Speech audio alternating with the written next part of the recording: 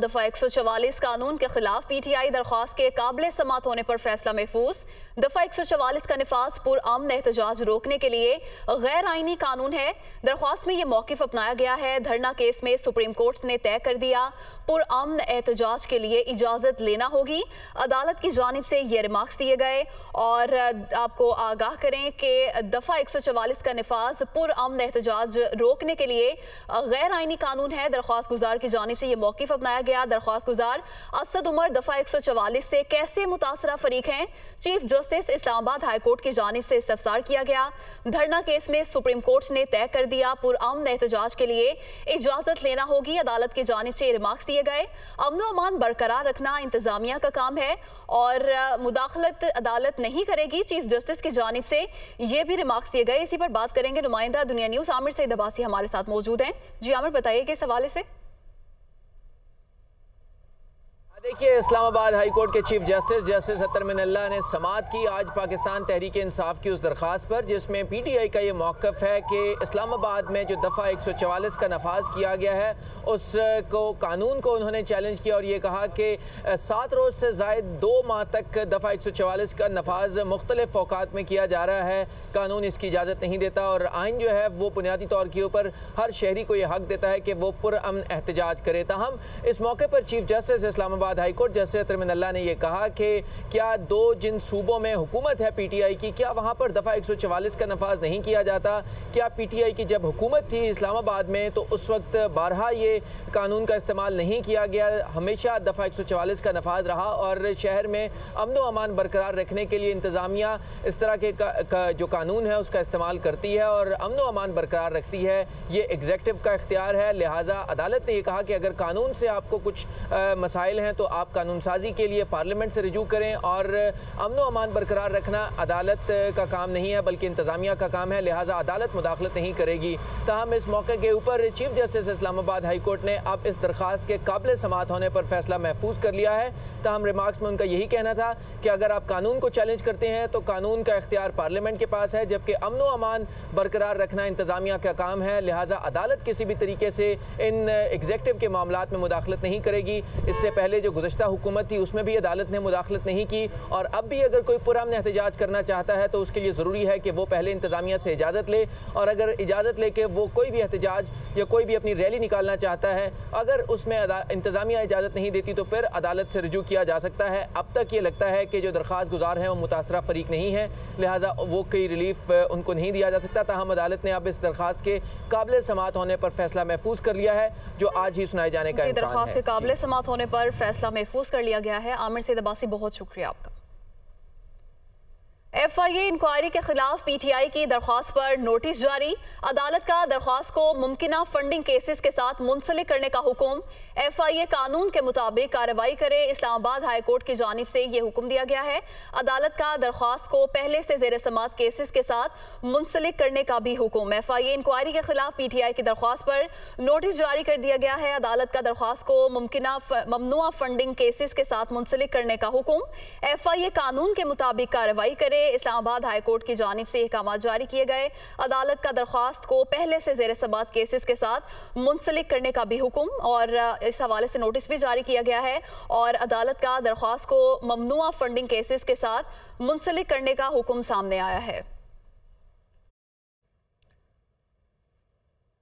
तहरीक इंसाफ के खिलाफ foreign funding case की तहकीकात से मुतल्लिक रिपोर्ट दुनिया न्यूज़ को मौसूल हो गई। मुल्ज़िम हामिद जमान ने तहरीक इंसाफ की लीडरशिप से मिलकर 3 बैंक अकाउंट्स खोले। FIA की जानिब से तफसीलात जारी की गई हैं। पाकिस्तान में बैंक अकाउंट इंसाफ ट्रस्ट के नाम से खुलवाए गए। मुल्ज़िम हामिद जमान ने $1 अमरीकी, $1 पाउंड और तीसरा बैंक अकाउंट पाकिस्तानी रुपयों में खुलवाया। बैंक अकाउंट में 8 मई 2013 को $6,25,000 अमरीकी आए थे। इस सारे मामले से मुतल्लिक मज़ीद तफसीलात जानेंगे। नुमाइंदा दुनिया न्यूज़ मोहम्मद अशफाक हमारे साथ मौजूद हैं। अशफाक, बताइएगा इस मामले से मुतल्लिक मज़ीद क्या तफसीलात इस रिपोर्ट में सामने आई हैं?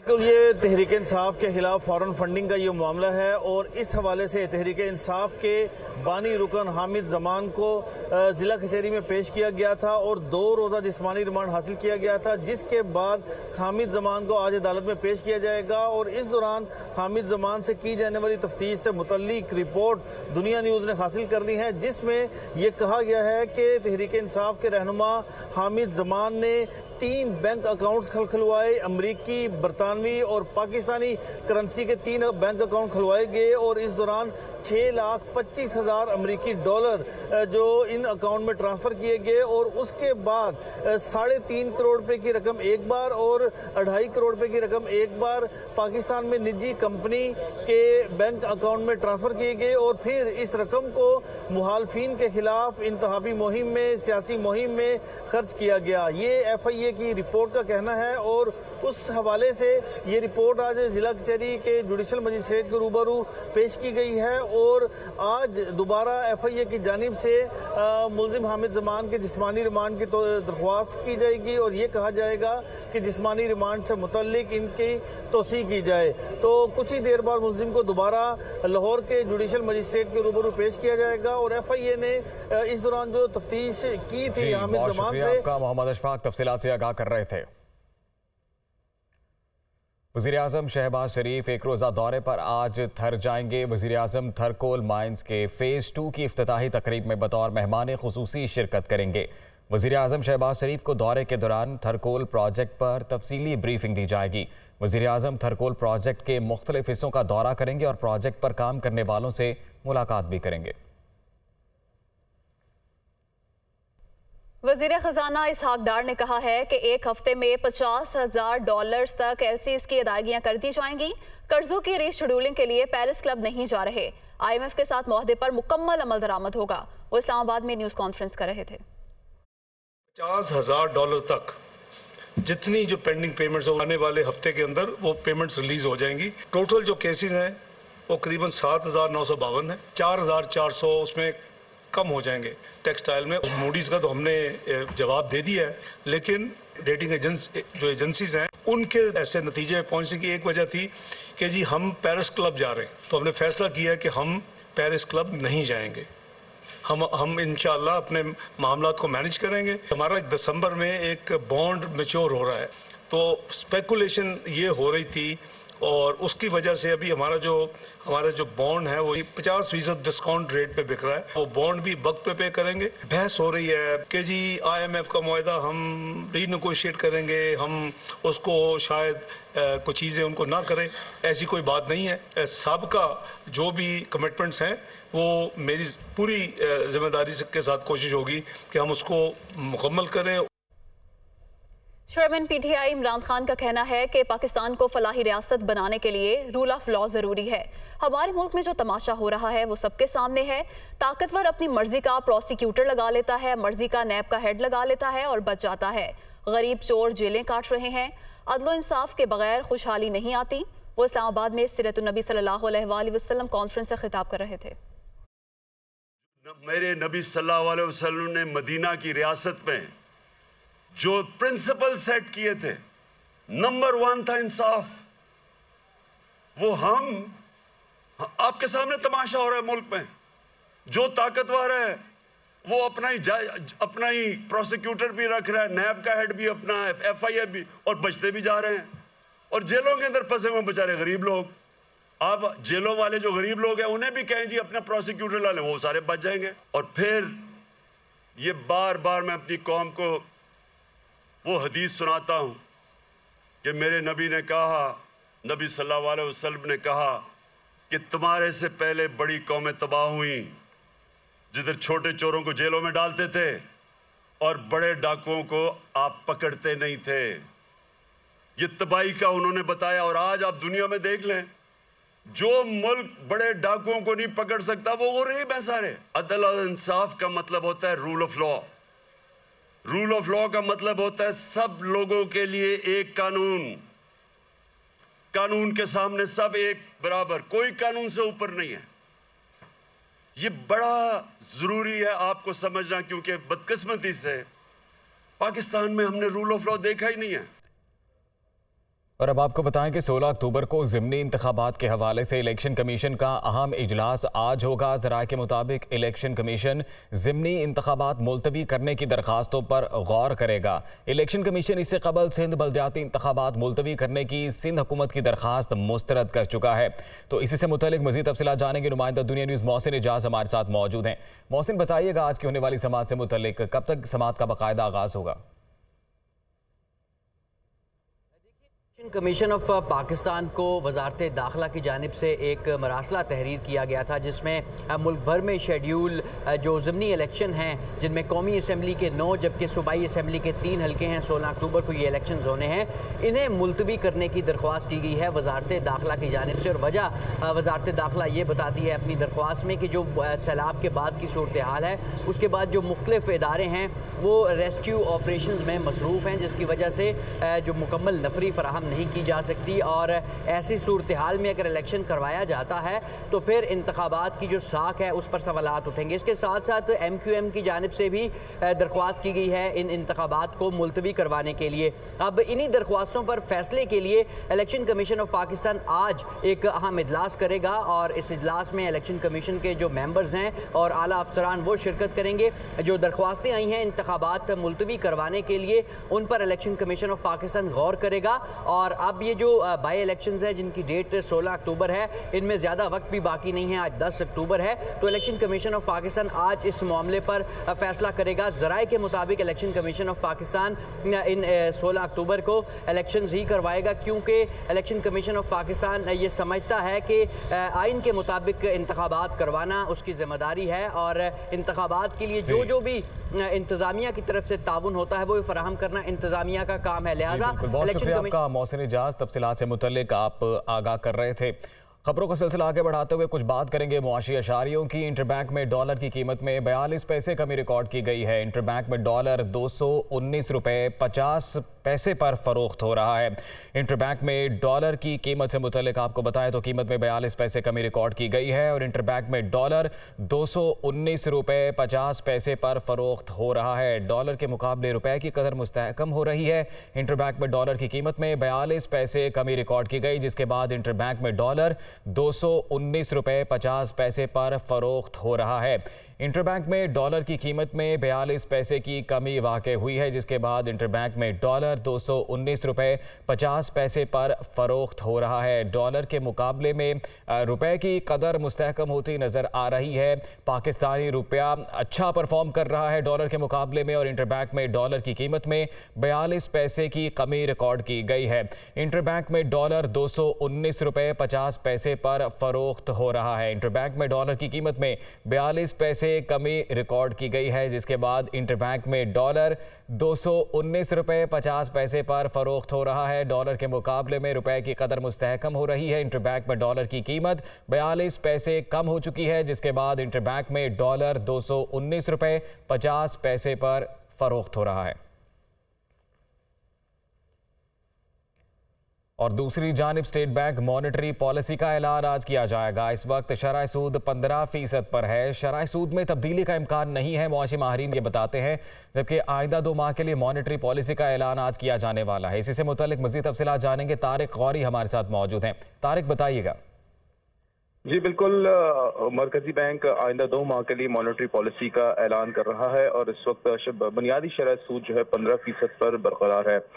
आज के जो एलानिया स्टेट बैंक जारी करेगा और इसमें एक्सपेक्टेड है, क्योंकि हमारी ज़्यादातर माहिरीन से बात हुई, इनका कहना है कि जो इस वक्त फ्लड की सिचुएशन है और इकोनॉमी में एक स्लो डाउन है, इन्फ्लेशन अलबत्ता बहुत ज़्यादा है, लेकिन इसके बावजूद भी इस वक्त जो है इंटरेस्ट रेट का बढ़ना इंडस्ट्रीज के लिए किसी भी सूरत में मुनासिब नहीं होगा। इसलिए ज़्यादातर तज्ज़ियाकारों का, माहिर माशियात का यही कहना है कि मरकजी बैंक जो है 15% पर मॉनेटरी पॉलिसी को बरकरार ही रखेगा।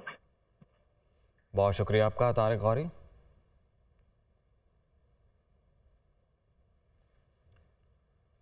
पंजाब में 24 घंटे के दौरान डेंगू के 280 मरीज रिपोर्ट हुए हैं। लाहौर में 102, रावलपिंडी से 79, गुजरावाला से 36 केसेस रिपोर्ट हुए।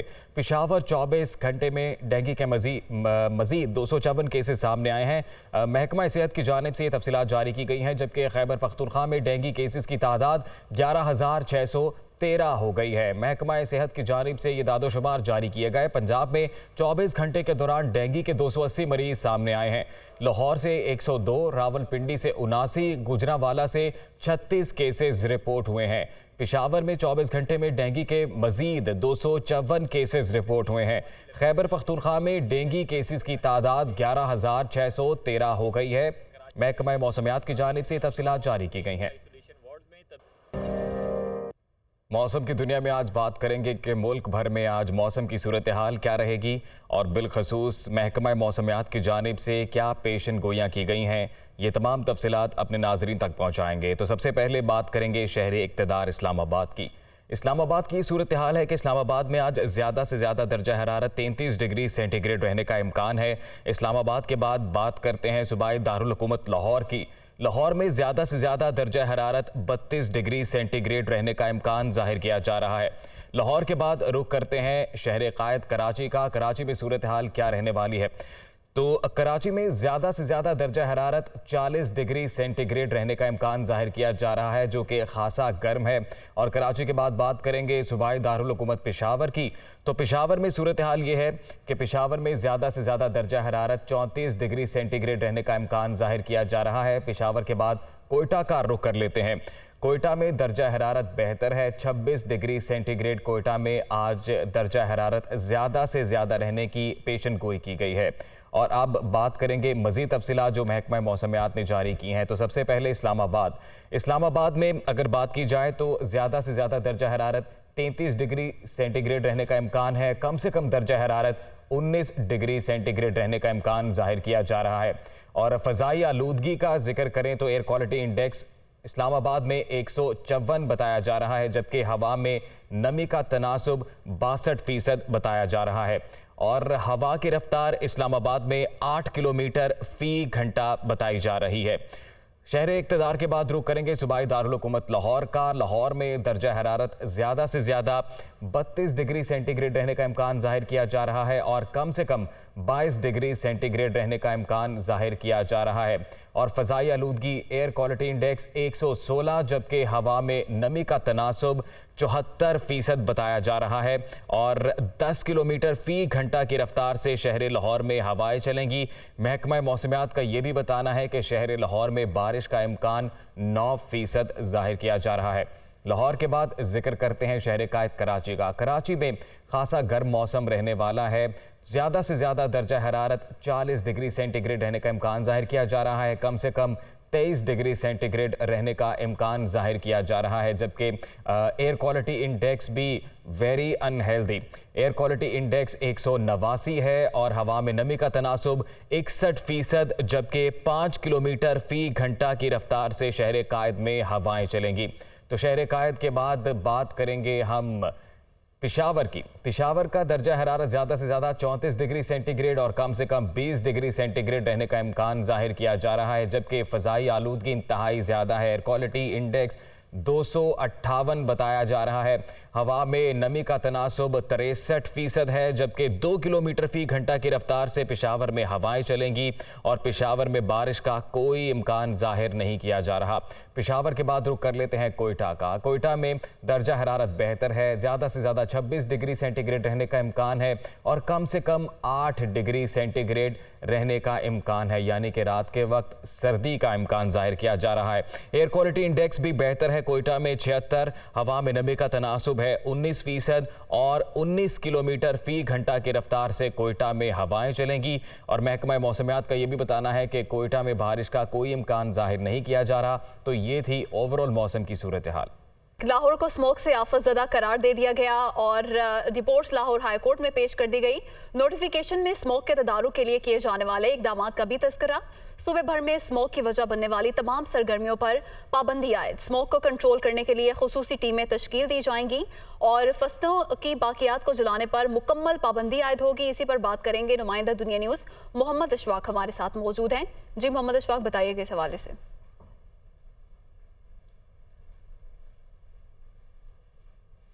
जी बिल्कुल, लाहौर हाई कोर्ट के जस्टिस शाहिद करीम ने स्मोक पर काबू पाने से मुतल्लिक दरख्वास्त पर समाअत की तो अदालती अहकामात पर अमल दरामद करके पंजाब हुकूमत ने नोटिफिकेशन की कॉपी अदालत में जमा करवा दी है।